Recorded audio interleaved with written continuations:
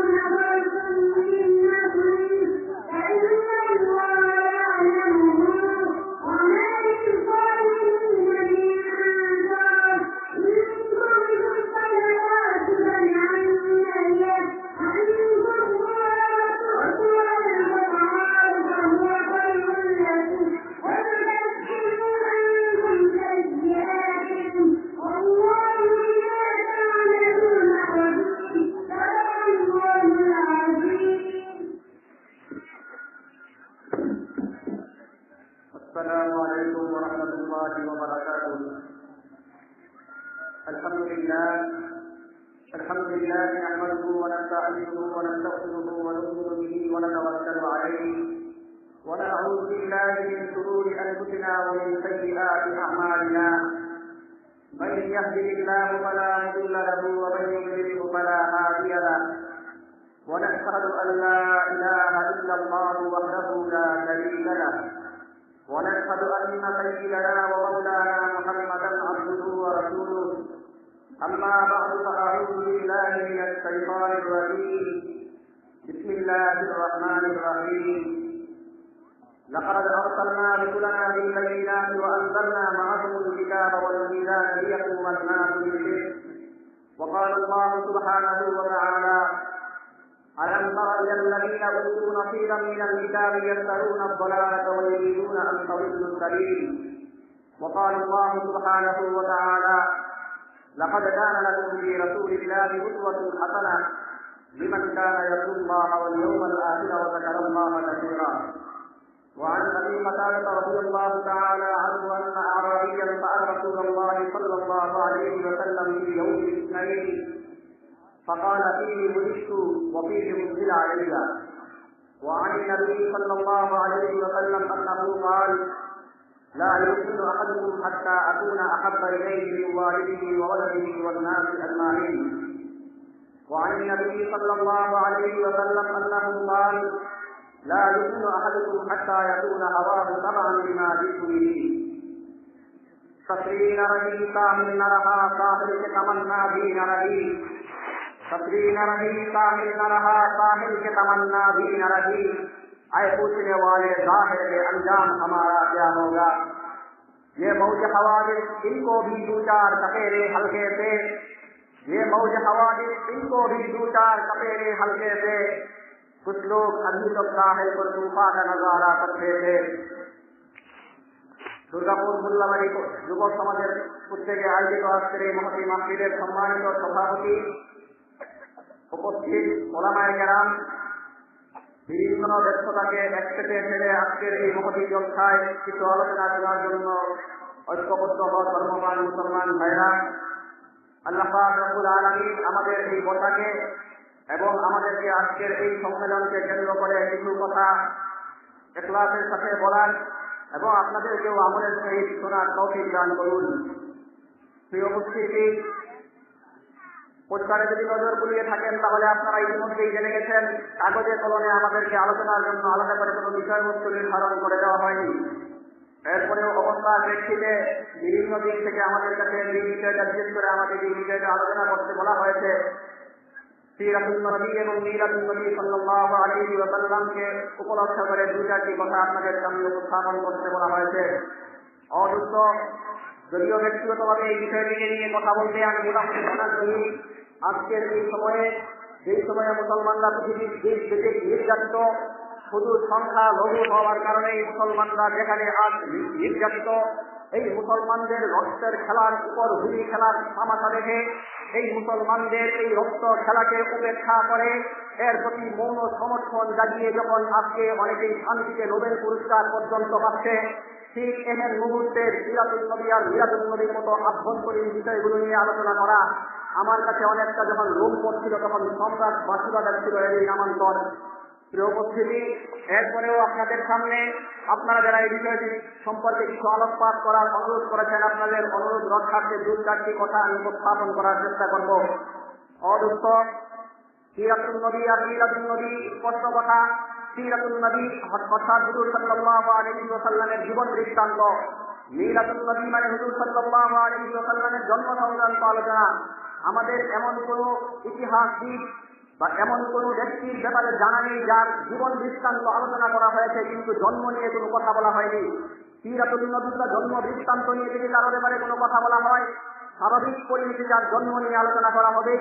এর স্বাভাবিক কথা, যদি সিরাতুন নবী নিয়ে আলোচনা করা হয়, সিরাতুন নবীকে যদি আজকে ধরে রাখা হয় তাহলে মিলাদুন নবী এর মধ্যে এমনিতেই প্রবিষ্ট হয়ে যায়। মিলাদুন নবী নিয়ে আলাদা করে জল খোলা করার কিছু নাই, মিলাদুন নবীর জন্য আলাদা ঝাঁক ঝুল পেশানোর কোনো কিছু নাই। সিরাতুন নবীর মধ্যে মিলাদুন নবী থেকে শুরু করে ওফাতুন নবী, বিশ্বনবী সাল্লাল্লাহু আলাইহি ওয়াসাল্লামের জন্ম থেকে শুরু করে মৃত্যু পর্যন্ত সব কিছুই এর মধ্যে প্রবিষ্ট আছে। এই উপস্থিতি, এরপরেও আপনাদের সামনে যেহেতু আজকাল রাস্তাঘাটে চলতে গেলে এখন এমন একটা সময় একবারে ঈদে মিলাদুন নবী কথিত ঈদে মিলাদুন নবীর জোর ভরায় দাঁড়িয়ে আমরা এখন অবস্থান করছি। রাস্তাঘাটে বেরোলেই আশিকে রাসূলের সম্মেলনের পোস্টার নজরে পড়ে। এই জন্য আশিকে রাসূল তারা সত্যিকার অর্থে তারা নবী প্রেমিক, নবীকে তারা কতটুকু ভালোবাসে, আশিকে রাসূল তারা এই বিষয়টা উপস্থাপন করার জন্য আমি ছোট্ট একটি ঘটনার পটভূমি আপনাদের সামনে পেশ করতে চাই। অদূত বিশ্বনবীর ভালোবাসায় তারা আশিকে রাসূল তারা বিশ্বনবীকে যারা ভালোবাসে, তারা নবীকে ভালোবাসে, নবীর প্রেমের সত্যিকার প্রেমিক তারা এই কথাটি বোঝার জন্য আমরা ঐতিহাসিক একটা প্রেম কাহিনী আপনাদের সামনে এক সামান্য ভূমিকা উপস্থাপন করছি। আপনারা জানেন লাইলিয়ার মজনুর প্রেমের ঘটনা আমাদের সমাজের আবার বৃদ্ধ নারী পুরুষ সবাই একত্রে কমবেশি ন্যূনতম ধারণা আছে এই ঘটনাটার সম্পর্কে। লাইলিয়ার মজনুকে একজনের জন্য আরেকজন জীবন প্রাণ দিয়ে ভালোবাসত। লাইলিকে পাওয়ার জন্য মজনু তার ঘর বাড়ি ছেড়ে দিয়ে লাইলির এলাকায় ঘোরাফেরা করছিল আর মুখে বলছিল আমরু আলা দিয়ারে দিয়ারে লাইলা উকাফিরুল দিদারা ওয়া দাল দিদারা ওয়া হুব্বুদ দিয়ারে সাদাফনা কালবি ওয়ালাকিন হুব্বু মান সাকানাত দিয়ারা। আমি আমার ঘর বাড়ি ছেড়েছি, আমার খাবার দাবার সব কিছু ছেড়ে দিয়েছি, আমার ঘর বাড়ি খাবার দাবার সব ছেড়ে দিয়ে লাইলি এলাকায় আমি জঙ্গলে আর দেয়ালে ঘোরাফেরা করছি। এর কারণ এই নয় যে আমি আমার এই সমস্ত দেয়াল আর এই সমস্ত গাছপালা এগুলির ভালোবাসা আর এগুলোর মোহে আমি আচ্ছন্ন হয়ে পড়েছি, বরং এই গাছপালা আর এই দেওয়াল যেই ব্যক্তির এই এলাকার গাছপালা আর দেওয়াল, সেই লাইলা আমার প্রেমাস্পদ, সেই লাইলার ভালোবাসায় আমি ফেদা হয়ে সেই লাইলার ভালোবাসার জন্য আমি তার এলাকার গাছপালা আর দেওয়ালের মধ্যে ঘোরাফেরা করছি আর চুম্বন করছি। অদূত লাইলি যখন এই কথা জানতে পারল মজনু তার জন্য তার ঘর বাড়ি ছেড়ে দিয়েছে, খাবার দাবার সব কিছু ছেড়ে দিয়েছে, এই কথা যখন লাইলি জানতে পারলো তখন লাইলি তার চাকরকে ডাকলো, ডেকে বললো খাবার দাবার সব কিছু ছেড়ে দিয়ে মৃতপ্রায় অবস্থায় যেন অবহিত না হয়ে যায়, প্রতিদিন রোজ রোজ যদি আমার ঘর থেকে খাবার নিয়ে মজনুর কাছে গিয়ে পৌঁছে দিবে। যখন মজনুর কাছে লাইলির চাকর খাবার পৌঁছে দেওয়ার জন্য মজনুর কাছে প্রতিদিন লাইলির ঘর থেকে খাবার নিয়ে মজনুর কাছে যখন এই লাইলির চাকর যাচ্ছিল, ঠিক প্রতিমধ্যে একজন ভণ্ড থেকে লাইলা দাঁড়িয়েছে। ভণ্ড মজনু একজন এই জঙ্গলের মুখের মধ্যে দাঁড়িয়েছে। যখন এই লাইলার চাকর যখন খাবারের বাটি নিয়ে জঙ্গলে প্রবেশ করতে যাবে, ঠিক সেই সময়ে সেই ভণ্ড থেকে লাইলা সে ইয়া লাইলা বলতে বলতে তার মুখের দিয়ে ফেনা তুলছিল। শুধুমাত্র এই খাবারের লোভে, শুধু লাইলার খাবারের লোভে এই ভণ্ড মজনু সেই জঙ্গলের মুখে দাঁড়িয়ে ইয়া লাইলা বলতে বলতে যখন তার এই চাকরের হাতে বাড়িয়ে দিত, তখন এই ফুল ঝুড়ি ছোড়াত। অদত্ত এই প্রেক্ষাপট আমাদের জন্য অসম্ভব কিছু না, সহজে বোধগম্য হওয়ার মতো একটি বিষয়। আজকে জিলাপিয়ার বৃষ্টির ফুটপাতে যা নদী সালাম আলাইকার ফুল ঝুড়ি ছোড়ানো, এটা নিত্যদিনের খাবার হয়ে গেছে। বৃষ্টি আর জিলাপির ফুটপা যখন দেখে, তখন যা নদী সালাম আলাইকার ফুল ঝুড়ি ছুড়ে। কিন্তু প্রেম আর ভালোবাসার যে প্রধান দাবি, সেই প্রেম আর ভালোবাসা যে ত্যাগ স্বীকার করার দাবি আছে, সেই ত্যাগের প্রশ্ন যখন আসে, তখন এই স্পষ্ট হয়ে যায় কারা প্রকৃত আশিকে নবী, কারা প্রকৃত বিশ্ব নবী সাল্লাল্লাহু আলাইহি ওয়াসাল্লামের প্রেমিক। অদত্ত এই ঘটনা এখানেই শেষ নয়, বরঞ্চ যখন এই লাইলা আস্তে আস্তে দিনে দিনে ঘরে যখন খাবার বানাচ্ছিল, এক পর্যায়ে লাইলার মনের মধ্যে এইটা জাগ্রত হলো যে আমাকে কি ভালোবাসে, মজনু আমাকে কতটা ভালোবাসে, এই ভালোবাসার একটা পরীক্ষা নেওয়া দরকার। তখন চাকরকে ডেকে বলল, তুমি তো রোজ রোজই খাবার নিয়ে যাও, আজ আর খাবার নয়, আজ খাবার নিয়ে যাবে না, খালি পানি নিয়ে যাও। গিয়ে মজনুকে বলো, তোমার কাছ থেকে লাইলা তোমার প্রেমের এবার নিদর্শন চায়। তুমি যে তাকে ভালোবাসো, এই ভালোবাসার নিদর্শন চাই, এই ভালোবাসার নিদর্শন স্বরূপ খালি বাড়ি প্রেরণ করা হয়েছে। তোমার শরীর থেকে রক্ত থেকে ভালোবাসার নিদর্শন স্বরূপ লাইলার কাছে প্রেরণ করো। অদত্ত যখন এই সংবাদটি ভণ্ড মজনুর কাছে পৌঁছল, এই জঙ্গলের বুকের সামনে দাঁড়িয়ে থাকা এই ভণ্ড যখন এই রক্ত দেওয়ার প্রসঙ্গ টের পেল, তখন রাত না করেই বলে দিয়েছিল, আরে আমি তো হলাম আশিকা লাইলা না, আমি তো খাবার প্রেমিক। যদি খাবার নিয়ে আসতে পারো তাহলে লাইলা বলতে রাজি আছি, যদি খাবার দিতে পারো তাহলে লাইলাকে ভালোবাসি এই কথা বলতে পারি। রক্ত দেওয়ার প্রসঙ্গ যদি আছে, যদি ভালোবাসার নিদর্শন দাও, যদি রক্ত দাও, তাহলে জঙ্গলের গহিনে গিয়ে দেখো, না খেতে কঙ্কাল প্রায় হয়ে মৃত প্রায় অবস্থায় একজন যুবক পড়ে আছে। শরীরের মধ্যে মনে হয় না রক্তের কোনো ফোঁটা আছে। এরপরেও যদি তুমি লাইলার কথা বলো, তাহলে যেটুকু রক্ত আছে ধীর বিদায় শরীর থেকে কেটে এই রক্ত তোমার জন্য প্রেম করে দিবে। অদত্ত এই লাইল মজনুর ঘটনার বাস্তবতা কতটুকু এটা আমরা জানি না, এই ঘটনা পরে ঘটেছিল, ঐতিহাসিক বাস্তবতা কতটুকু সেই বিষয়ে তো আমরা জানি না। এই বিষয়ে আমাদের কাছে ধারণা স্পষ্ট, কিন্তু সেই ধারণার বিপরীত চিত্রায়ন আজ আমাদের সামনে স্পষ্ট। যখন এই রক্ত দেওয়ার প্রসঙ্গ আছে, যখন এই বিশ্বনবীকে ভালোবাসতে গিয়ে নবীর সম্মান রক্ষা করতে গিয়ে যখন ওই রক্ত দেওয়ার প্রসঙ্গ আছে, তখনই বোঝা যায় তারা আসলে আশিকে রাসূল। যখন এই মিষ্টি আর হালুয়ার ফোঁটা দেখা যায়, তখনই দেখা যায় তারা ইয়া নবী সালাম আলাইকা বলে। আর যখন এই রাজপথের মধ্যে বিশ্বনবীর সম্মান রক্ষার জন্য, বিশ্বনবীর মান সম্মান অক্ষুণ্ণ রাখার প্রশ্ন আছে, তখনই বোঝা যায় তারা আশিকে রাসূল। অদত্ত আজকে জগাতের কলমের খোঁজায় যখন বিশ্বনবীর চিত্রপটে বিশ্বনবীর শরীরের মধ্যে কালেমা লেপন করা হয়েছিল, তখন দেখা গেছে কারা নবীকে ভালোবাসে, রাজপথে কারা নবীর সম্মান রক্ষার জন্য রক্ত ঝরিয়েছিল, কারা নবীর সম্মান রক্ষার জন্য প্রাণ বাজি রেখে লড়েছিল। অথচ আজকের আহলে সুন্নাত ওয়াল জামাতের নামধারীরা, আজকের এই কথিত সুন্নিরা যখন সেই রাজপথের আন্দোলনকে থামিয়ে দেওয়ার জন্য, নবীর সম্মান অক্ষুণ্ণ রাখার জন্য তো কিছু করেইনি, উপরন্ত যখন তৌহিদি জনতা রাজপথ কামানো আন্দোলনে ঝাঁপিয়ে পড়েছিল, তখন আজকের এই নামধারী সুন্নিরা তারা কখনো পরিষদ ফাউন্ডেশনের নামে, কখনো ইসলামিক ফ্রন্টের নামে, কখনো ভুয়া আহলে সুন্নাত আকিদাতুল আহলে সুন্নাত ওয়াল জামাতের নাম ধারণ করে তাদের এই আন্দোলনকে গ্রেফতার করার জন্য হেন কোনো চক্রান্ত নেই, তারা করেনি। অদত্ত শুরুতেই আমি বলেছি, ইবাদত করবেন, দাঁড়িয়ে করবেন না বসে করবেন, এই সব বিষয়ে আলোচনার জন্য আমি ব্যক্তিগতভাবে এখন মোটেই আগ্রহী নই। আবার সেই পুরনো কথায় ফিরে যাচ্ছি, আহলে সুন্নাত ওয়াল জামাত কারা? কারা ঈদে মিলাদুন নবী কি আর সিরাতুন নবী কি, মিলাদুন নবী পালন করবেন না সিরাতুন নবী পালন করবেন, এই বিষয়টা এক পেটে ঠেলে রাখুন। আসুন বিশ্বনবী সাল্লাল্লাহু আলাইহি ওয়াসাল্লামকে আল্লাহ পাক রব্বুল আলামিন কি জন্য এই পৃথিবীতে প্রেরণ করেছিলেন। অবশ্য আল্লাহ পাক রব্বুল আলামিন পবিত্র কোরআনে কারীমের মধ্যে ইরশাদ করেন, লাকাদ আরসালনা রুসুলানা বিল বাইয়িনাতি ওয়া আনজালনা মাআহুমুল কিতাবা ওয়াল মিজান লিয়াকুমান নাসু বিল কিসত। নবীদেরকে আমি প্রেরণ করেছি স্পষ্ট দলিল প্রমাণ দিয়ে। ওয়া আনজালনা মাআহুমুল কিতাবা ওয়াল মিজান, এবং সেই নবীদেরকে আমি কিতাব দান করেছি, মিজান দান করেছি, অর্থাৎ ন্যায় এবং ইনসাফ দান করেছি। লিয়াকুমান নাসু বিল কিসত, যেন তারা মানুষের মধ্যে সাম্য প্রতিষ্ঠা করতে পারে। অবশ্য ভালোভাবে খেয়াল করবেন, লিয়াকুমান নাসু বিল কিসত, যেন তারা মানুষের মধ্যে নবীগণ যেন সাম্য আর ইনসাফ প্রতিষ্ঠা করতে পারেন। আমরা যারা এই ধরনের ধারণা করে বসে আছি, নবীরা মনে হয় শুধুমাত্র নামাজ শিক্ষা দেওয়ার জন্য এই পৃথিবীতে এসেছিলেন, আমাদের যাদের এই ধরনের ধারণা আছে, নবীরা মনে হয় পৃথিবীতে শুধুমাত্র কিছু মুসলিমের ইবাদত শিক্ষা দেওয়ার জন্যই এসেছিলেন, আমাদের মধ্যে যাদের এই ধরনের ধারণা আছে, নবীরা মনে হয় হালুয়া খাওয়ানোর জন্য আর মিলাদ করানোর জন্য পৃথিবীতে এসেছিলেন, তাদের জন্য চরম হতাশার সংবাদ হলো এই, মহান আল্লাহ পাক রব্বুল আলামিন নবীদের আগমনের উদ্দেশ্য বর্ণনা করতে গিয়ে বলেন, লাকাদ আরসালনা রুসুলানা বিল বাইয়িনাত ওয়া আনজালনা মাআহুমুল কিতাবা ওয়াল মিজান লিয়াকুমান নাসু বিল কিসত, যেন তারা মানুষের মধ্যে সাম্য এবং ইনসাফ প্রতিষ্ঠা করতে পারে। নবীগণকে আমি প্রেরণ করেছি যেন তারা মানুষের মধ্যে মানবাধিকার, যেটা সেই মানবাধিকার মানুষের মধ্যে প্রতিষ্ঠা করতে পারে। অবশ্য এজন্যই আমরা বলি, নবীদেরকে কেন প্রেরণ করা হয়েছে, নবীদেরকে এই পৃথিবীতে প্রেরণের কি উদ্দেশ্য, এই নবীদেরকে এই পৃথিবীতে প্রেরণের উদ্দেশ্য সম্পর্কে আমরা অবগত হই।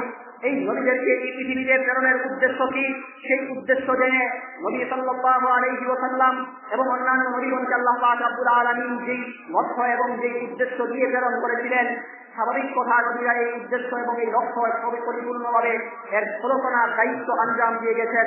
আপনাদের কি মনে হয়, নবীদেরকে আল্লাহ পাক রব্বুল আলামিন যেই কারণে প্রেরণ করেছিলেন, তারা কি এই দায়িত্ব যথাযথভাবে আঞ্জাম দিয়েছিলেন? আল্লাহ পাক রব্বুল আলামিন যে নবীদেরকে প্রেরণ করেছেন, নবীদেরকে আল্লাহ পাক রব্বুল আলামিন যে দায়িত্ব দিয়ে প্রেরণ করেছিলেন, সেই দায়িত্ব নবীরা দায়িত্ব আঞ্জাম করেছিলেন, পালন করেছেন, নাকি এর মধ্যে কোন ধরনের ত্রুটি করেছিলেন?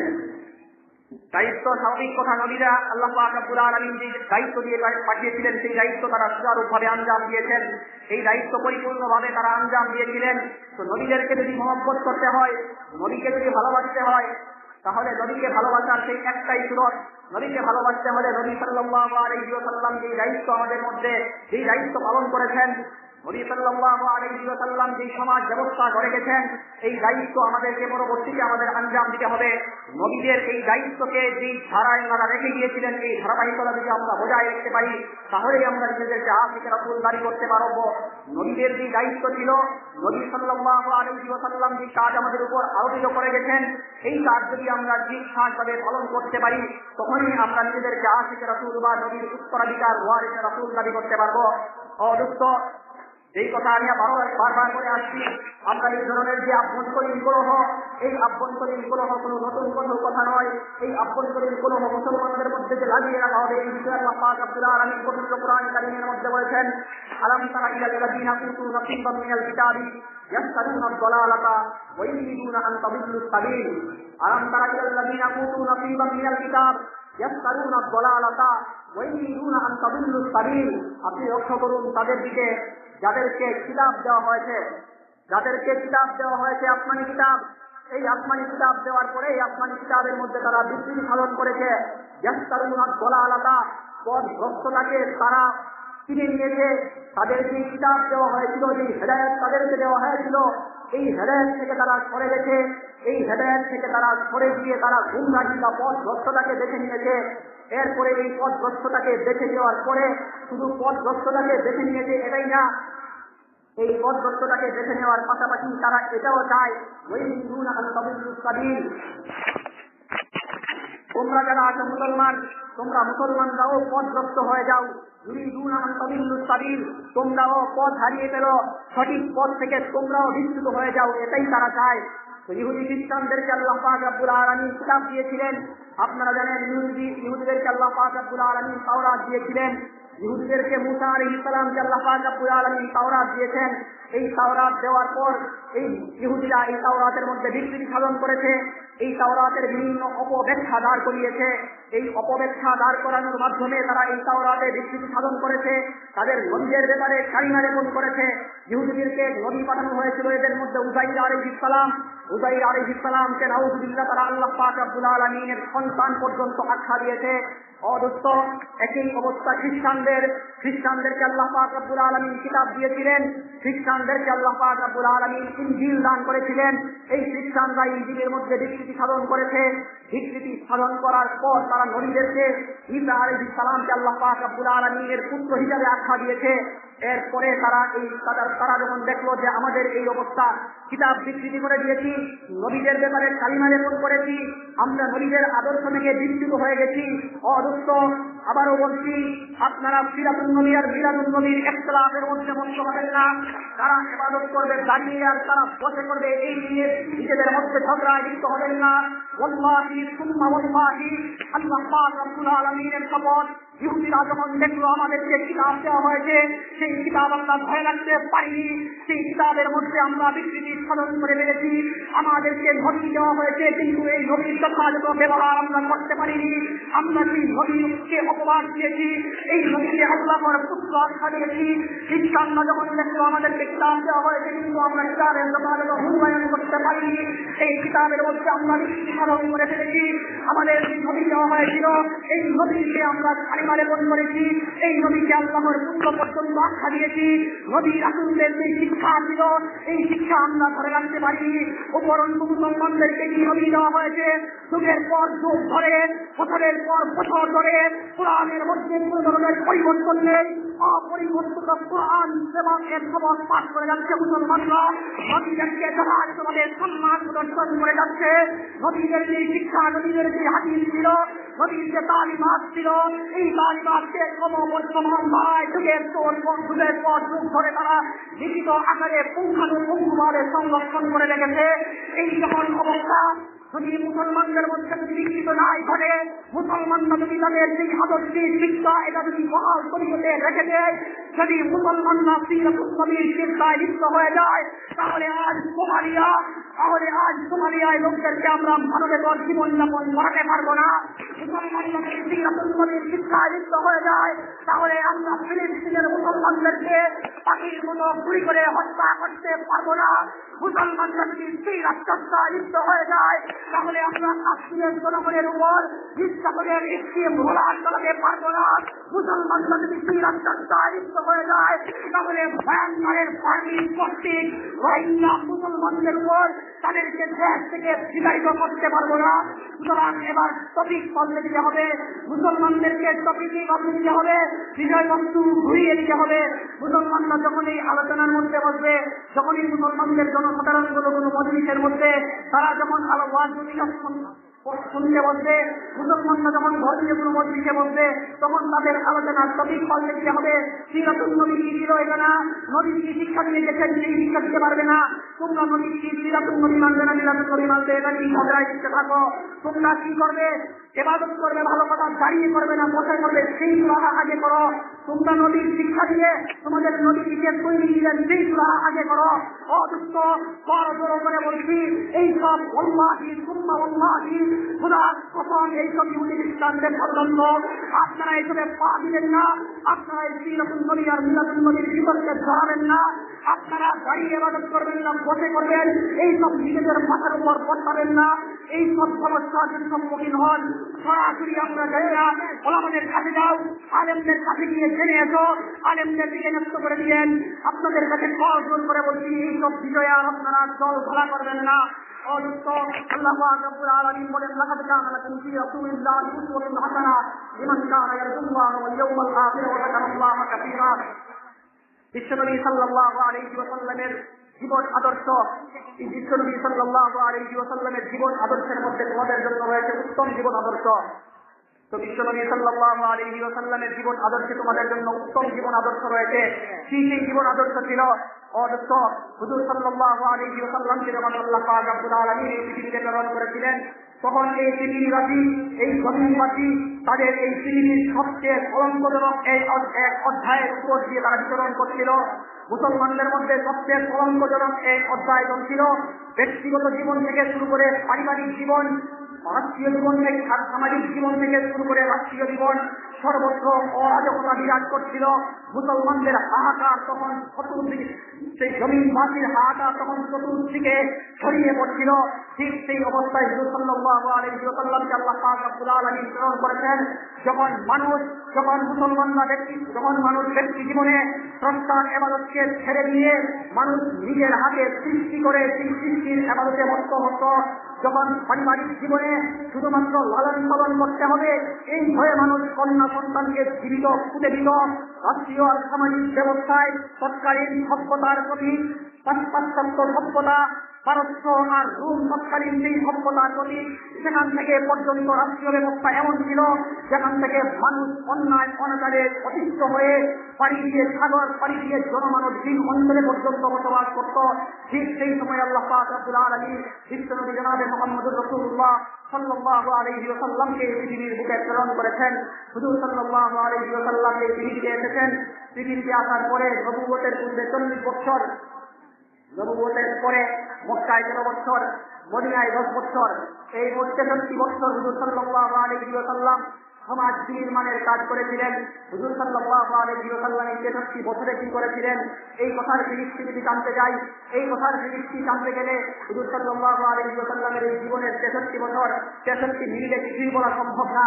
সুতরাং আমরা যদি ফলাফলটা আপনাদের সামনে স্পষ্ট করছি, হুজুর সাল্লাল্লাহু আলাইহি ওয়াসাল্লাম যখন এসেছিলেন, হুজুর সাল্লাল্লাহু আলাইহি ওয়াসাল্লামের এই আগমনের সময় পৃথিবীর তো এই অবস্থা ছিল, কিন্তু হুজুর সাল্লাল্লাহু আলাইহি ওয়াসাল্লাম এমন এক সমাজ নির্মাণ করে দিয়েছিলেন। হুজুর সাল্লাল্লাহু আলাইহি ওয়াসাল্লামের বিদায়ের সময় মানুষের সামাজিক যে অবস্থা এমন ছিল, যখন মুসলমানরা, যখন একজন নারী হুজুর সাল্লাল্লাহু আলাইহি ওয়াসাল্লাম আসার আগে জাহিলিয়াত যুগে যখন একজন নারী বলতো যে আমরা শুধু প্রাণের ভয়ে ঘর থেকে বের হতে পারতাম না, সেই নারীরা বলতো এখন আমরা দূর দূরান্ত সফর করতে পারি, আমাদের মধ্যে কেউ আমাদের দিকে চোখ তুলে তাকাবে পর্যন্ত এই সাহস কেউ করবে, এই ভয় পর্যন্ত আমরা করি না। অথচ আমাদের আর রাষ্ট্রীয় জীবনে হুজুর সাল্লাল্লাহু আলাইহি ওয়াসাল্লাম এমন চিন্তা প্রতিষ্ঠা করেছিলেন, লিয়াকুমান নাসু বিল কিসত, মানুষের মধ্যে সাম্য আর ইনসাফ প্রতিষ্ঠা করার জন্য পাঠিয়েছিলেন হুজুর সাল্লাল্লাহু আলাইহি ওয়াসাল্লামকে। আল্লাহ পাক রব্বুল আলামিন মানুষেরকে পৃথিবীতে মানবাধিকার প্রতিষ্ঠার জন্য পাঠিয়েছিলেন। রাষ্ট্রীয় জীবনের অবস্থা এমন ছিল, হুজুর সাল্লাল্লাহু আলাইহি ওয়াসাল্লাম কোরআনে কারীমের বিধান মতে একজন ব্যক্তি অপর আরেকজনকে হত্যা করেছিল। এই হত্যা করার কারণে হুজুর সাল্লাল্লাহু আলাইহি ওয়াসাল্লাম এই ঘাতককেও হত্যার আদেশ দিয়েছেন। ঘাতককে যখন হত্যার আদেশ দিয়েছেন তখন হুজুর সাল্লাল্লাহু আলাইহি ওয়াসাল্লামের কাছে হত্যাকারী ব্যক্তিদের পরিবারের পক্ষ থেকে অর্থ আসলো, পরিবারের পক্ষ থেকে লোকজন আসলো, এসে বলল হুজুর আপনি তো রাষ্ট্রপতি, মদিনার রাষ্ট্রপ্রধান আপনি তো রাষ্ট্রপতি, আমরা আপনার কাছে প্রাণ ভিক্ষা চাই, এই ব্যক্তি হত্যা করবে এই ব্যক্তির প্রাণ ভিক্ষা আমরা চাই। হুজুর সাল্লাল্লাহু আলাইহি ওয়াসাল্লাম স্পষ্ট ঘোষণা দিয়েছিলেন, আমি কোরআনে কারীম যেখানে তাকে হত্যার নির্দেশ দিচ্ছে, আল্লাহর কোরআন যেখানে তাকে হত্যার নির্দেশ দিচ্ছে, সংবিধান যেখানে তাকে হত্যার আদেশ দিচ্ছে, আমি বিশ্ব নবী হতে পারি, নূরজাহানের সর্দার হতে পারি, মদিনার রাষ্ট্র প্রধান হতে পারি, রাষ্ট্র নেতা হতে পারি, কিন্তু হত্যাকারীর পক্ষে নিহত ব্যক্তিদের পরিবারের মনন ক্ষুণ্ণ করে তাদেরকে অসন্তুষ্ট করে কোরআনের বিরুদ্ধে দিয়ে আমি তার এই হত্যার যে আদেশ এটাকে মৌকুফ করার ইচ্ছা এবং এটাকে মৌকুফ করে দেওয়ার এখতিয়ার আমি গণ্য নাই।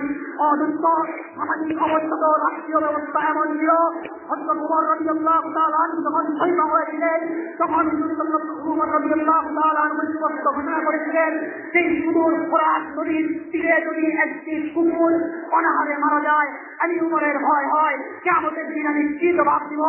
অদন্ত রাষ্ট্রীয় ক্ষমতার এমন অবস্থা ছিল, ওমর ইবনে আব্দুল আজিজ খেলাফতের দায়িত্ব নেওয়ার আগে, ওমর ইবনে আব্দুল আজিজ খলিফা হওয়ার আগে এমন ব্যবহার করত, রাস্তা দিয়ে হেঁটে গেলে সারা দিন পর্যন্ত এই রাস্তা দিয়ে গান ছড়াতো।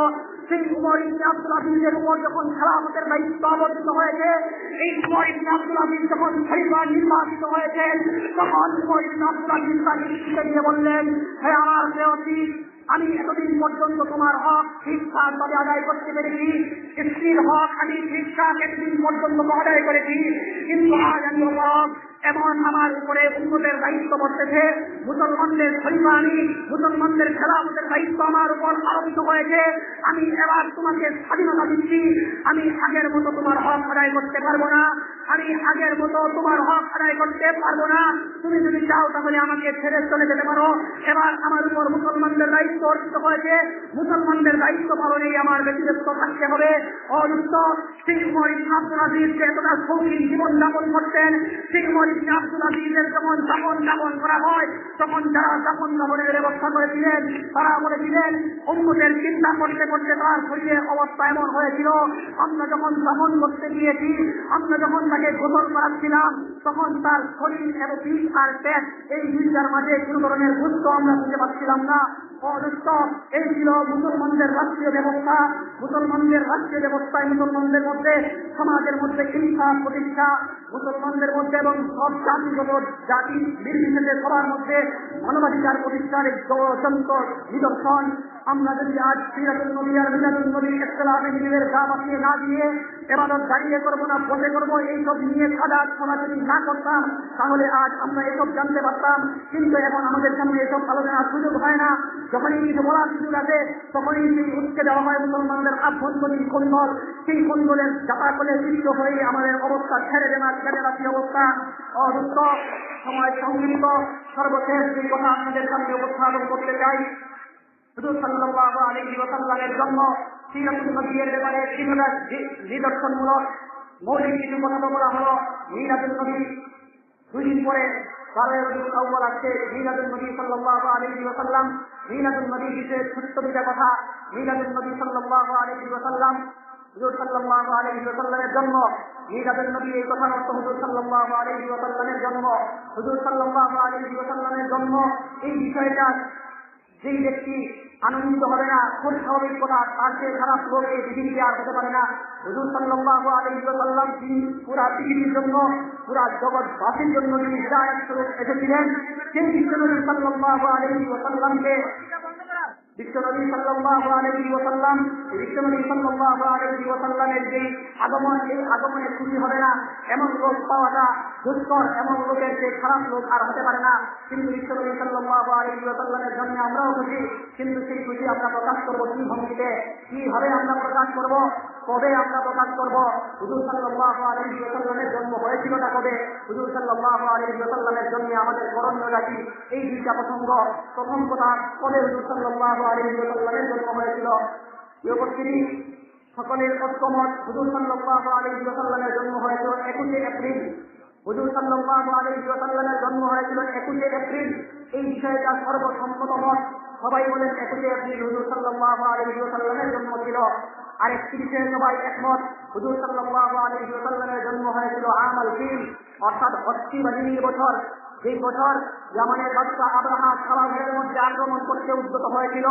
কাবাগরের মধ্যে আক্রমণ করতে গিয়ে সে সমূলে ধ্বংস হয়েছিল।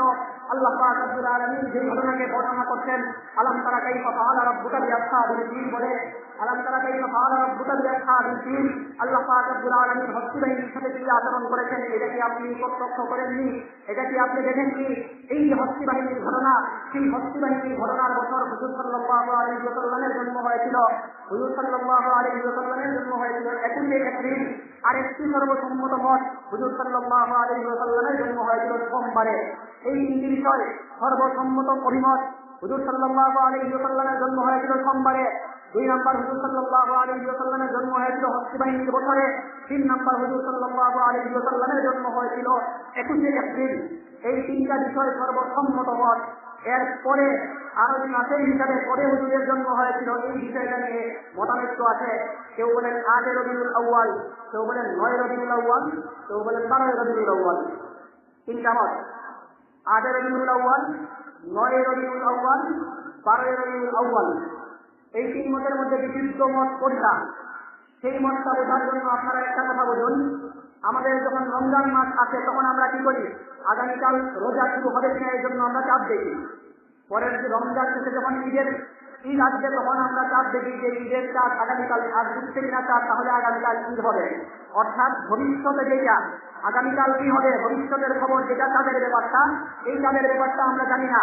আগামীকাল চাঁদ দেখা যাবে কিনা এই বিষয়টা আমরা চাঁদ উঠতে জানি, ঈদের চাঁদ দেখা যাবে কিনা সেটা ঈদের চাঁদ উঠলে আমরা জানি। কিন্তু 2 বছর আগে ঈদ কবে হয়েছিল, 4 বছর আগে রোজা কবে হয়েছিল, অতীতের কি খবর, অতীতের খবর আমাদের কাছে অস্পষ্ট না। কবে ঈদ হয়েছিল, এই 5 বছর আগে কোরবানির ঈদ কবে হয়েছিল, রোজার ঈদ কবে হয়েছিল, 10 বছর আগে রোজার 1 তারিখ কি ছিল, এটা হিসাব করতেই বের করা সম্ভব। ভবিষ্যতের খবর জানাটা একটু অসম্ভব। কবে চাঁদ উঠেছিল এই বিষয়টা আমাদের সামনে একটু ধোয়াশা, এই বিষয়টা আমরা জানি না কবে চাঁদ উঠবে, কিন্তু কবে চাঁদ উঠেছিল এই বিষয়টা আমরা সহজেই নির্ণয় করতে পারি। সেই হিসাবে এই বছর হস্তবাহী বছর ছিল, যেই বছর 21শে এপ্রিল এবং সেই বছরের সোমবার ইতিহাসবিদরা কনস্টান্টিনা কলেজ জ্যোতির্বিদ মাহমুদ পাশা উনি এই বিষয়টি গবেষণা করে বের করেছেন। পরবর্তী উলামায়ে কেরাম এবং বিজ্ঞানীরা সবাই এই বিষয়টা যাচাই করে রেখেছেন। যেই বছর হস্তবাহী বছর ছিল সেই বছরের 21 রবিউল আউয়াল সোমবারও ছিল, সেই বছরের 21 রবিউল আউয়াল ছিল সোমবার ছিল, সেই সোমবারে হুজুর জন্মগ্রহণ করেছেন, 21শে এপ্রিল হুজুর জন্মগ্রহণ করেছেন। এই বছরটাও ছিল আমার হস্তবাহী দিবস। কিন্তু সেই যে বছর, এই বছরে সোমবারে কোনো 12 রবিউল আউয়াল ছিল না, 9 রবিউল আউয়াল ছিল সোমবার। 9 রবিউল আউয়াল যদি সোমবার থাকে, 12 রবিউল আউয়াল সোমবার হতে পারে না। 3 দিন পরে আবার একই বার আসে না, সোমবারের 1 সপ্তাহ পরে আবার সোমবার আসবে, এক সোমবারের 3 দিন পরে সোমবার আসে না। ইতিহাসবিদরা এই ব্যাপারে ঐক্যমত। হস্তবাহী দিবসে হুজুরের জন্ম হয়েছিল, 21শে এপ্রিল হুজুরের জন্ম হয়েছিল, সোমবারে হুজুরের জন্ম হয়েছিল। এই বিষয়ে গবেষণা করে দেখা গেছে হস্তবাহিনীর দিবস যেই দিন 21শে এপ্রিল ছিল সেই দিন সোমবারও ছিল, কিন্তু সেই দিন 12 রবিউল আউয়াল ছিল না। এখানে জলঘোলা করার কিছু নাই, আমরা এখানে মুখে মিথ্যা কথা বলছি বা বানোয়ার তথ্য উপস্থাপন করছি, এসবের কিছু নাই। এই বছর এই সময়টাতে হস্তবাহিনী দিবসে 21শে এপ্রিল সোমবারে আর চন্দ্র মাসের হিসেবে কি বলেছিল তোমরা একটু হিসাব করে নাও, তাহলে স্পষ্ট হবে। 8 রবিউল আউয়াল নয়, 12 রবিউল আউয়াল নয়, 9 রবিউল আউয়াল ছিল, 9 রবিউল আউয়াল। এই দিনটা হুজুর সাল্লাল্লাহু আলাইহি ওয়াসাল্লামের যে জন্ম ছিল সেই জন্মটা ছিল 9 রবিউল আউয়াল। সুতরাং 12 রবিউল আউয়ালকে হুজুর সাল্লাল্লাহু আলাইহি ওয়াসাল্লামের মৃত্যু দিবস যেটা ছিল নিশ্চিত, সেই মৃত্যু দিবসকে হুজুর সাল্লাল্লাহু আলাইহি ওয়াসাল্লামের জন্ম দিবস হিসেবে উপস্থাপন করা হচ্ছে। আমাদের রাজনৈতিক প্রেক্ষাপট, আমাদের এক নেতার মৃত্যুবার্ষিকীতে আরেক নেত্রীর জন্মদিন, এক নেতার মৃত্যুবার্ষিকী সেদিন আবার আরেক নেত্রীর জন্মদিন, একজনের মৃত্যুবার্ষিকী আরেকজনের জন্মদিন। এটা নিয়ে তোমাদের সহ্য হয় না। একজনের মৃত্যুবার্ষিকীতে আরেকজন কেক কাটবে, এটা সহ্য হয় না। একই ব্যক্তি তার যেই দিন মৃত্যুবরণ করেছিল সেই দিন তোমরা বানোয়ার তথ্য উপস্থাপন করে 9 রবিউল আউয়ালকে 12 রবিউল আউয়ালে নিয়ে গিয়ে সেই দিনটা যেদিন হুজুর সাল্লাল্লাহু আলাইহি ওয়াসাল্লাম বিদায় নিয়েছিলেন সেই দিনটাকে তোমরা হুজুর সাল্লাল্লাহু আলাইহি ওয়াসাল্লামের যে জন্ম ছিল হুজুর সাল্লাল্লাহু আলাইহি ওয়াসাল্লামের জন্মদিন হিসেবে এটাকে উপস্থাপন করে হুজুর সাল্লাল্লাহু আলাইহি ওয়াসাল্লামের বিদায়ের যে দুঃখ সেই যাতনাকে বুঝে নিতে চাচ্ছ। হুজুর সাল্লাল্লাহু আলাইহি ওয়াসাল্লামের যে বিদায়, এই বিদায়কে কেন্দ্র করে হুজুর সাল্লাল্লাহু আলাইহি ওয়াসাল্লাম আমাদেরকে কি কি খবর দিয়ে গিয়েছিলেন এইগুলোকে তোমরা ধামাচাপা দেওয়ার চেষ্টা করছো।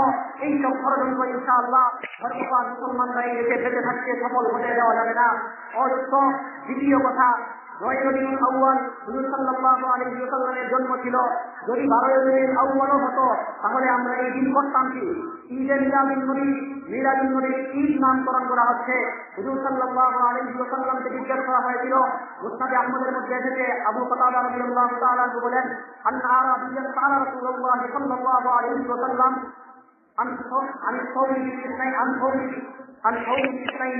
হুজুর সাল্লাল্লাহু আলাইহি ওয়াসাল্লামকে যেদিন জিজ্ঞাসা করেছিল সোমবারে রোজা রাখার ব্যাপারে, হুজুর সাল্লাল্লাহু আলাইহি ওয়াসাল্লাম বলেছিলেন ফিহি উরিদতু ওয়া ফিহি উনজিলা আলাইয়া। হুজুর সাল্লাল্লাহু আলাইহি ওয়াসাল্লাম সোমবারে রোজা রাখতেন। হুজুর সাল্লাল্লাহু আলাইহি ওয়াসাল্লাম সোমবারে রোজা রাখতেন। এই রোজা রাখা কেন রোজা রাখা হচ্ছে এই বিষয়টা জানার জন্য এক বেদুইন হুজুর সাল্লাল্লাহু আলাইহি ওয়াসাল্লামকে, এক ব্রাহ্ম ব্যক্তি হুজুরকে জিজ্ঞাসা করেছিলেন। হুজুর বলেছিলেন, এই দিন আমি জন্মগ্রহণ করেছি, এই কারণে আমি এই দিন রোজা রাখি। যেই দিন জন্মগ্রহণ করেছেন হুজুর এই দিন কি করতেন? রোজা রাখতেন। বিশ্বনবী সাল্লাল্লাহু আলাইহি ওয়াসাল্লামের সুন্নাত ছিল যেই দিন হুজুর সাল্লাল্লাহু আলাইহি ওয়াসাল্লামের জন্ম হয়েছিল সেই দিন হুজুর সাল্লাল্লাহু আলাইহি ওয়াসাল্লাম রোজা রাখতেন। হুজুর সাল্লাল্লাহু আলাইহি ওয়াসাল্লামের জন্ম তারিখের মধ্যে জন্ম তারিখকে ফালতে দিয়ে ভুল জন্ম তারিখ এখানে ঠিক করে এরপরে আবার যেখানে রোজা রাখার বিধান ছিল সেখানে রোজা সম্পূর্ণ বিপরীত মেরুর শব্দ ঈদকে জুড়ে দেওয়া হচ্ছে। ঈদের রোজার জায়গায় ঈদ, 9 রবিউল আউয়ালের জায়গায় 12 রবিউল আউয়াল দিবস প্রতিপাদ্যকে ইসলাম সমর্থন করে না। যদি রোজা রাখা না ঈদের কথাও থাকতো, রোজা রাখার প্রসঙ্গ যদি তারা করতো তাহলেও আমরা সমর্থন করতাম না 12 রবিউল আউয়াল রোজা রাখাকে। হুজুর সাল্লাল্লাহু আলাইহি ওয়াসাল্লাম প্রতি সোমবার রোজা রাখতেন। তোমরা এই রোজাকে বলতে গিয়ে ঈদে রূপান্তর করেছ।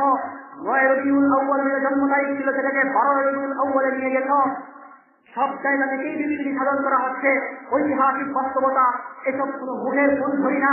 তোমরা গবেষণা করে যাচাই করে দেখে নাও কবে জন্ম হয়েছিল, সেটাও গবেষণা করে যাচাই করে দেখে নাও। জন্ম উপলক্ষে হুজুর সাল্লাল্লাহু আলাইহি ওয়াসাল্লাম কি করতেন? হুজুরের পক্ষ থেকে স্পষ্ট খবর থাকা সত্ত্বেও এর অন্যথা যদি করো তাহলে অন্তত আর যা কিছুই বলো তোমরা আশিকে রাসূল, এই কথা আমরা মেনে নিতে প্রস্তুত না। আল্লাহ পাক রব্বুল আলামিন আমাদেরকে যে কথাগুলি বলা হলো এর উপর আমল করার তৌফিক দান করুন। ওয়া আখিরু দাওয়ানা আলহামদুলিল্লাহি রাব্বিল আলামিন। আসসালামু আলাইকুম ওয়া রাহমাতুল্লাহি ওয়া বারাকাতুহু। আলহামদুলিল্লাহ।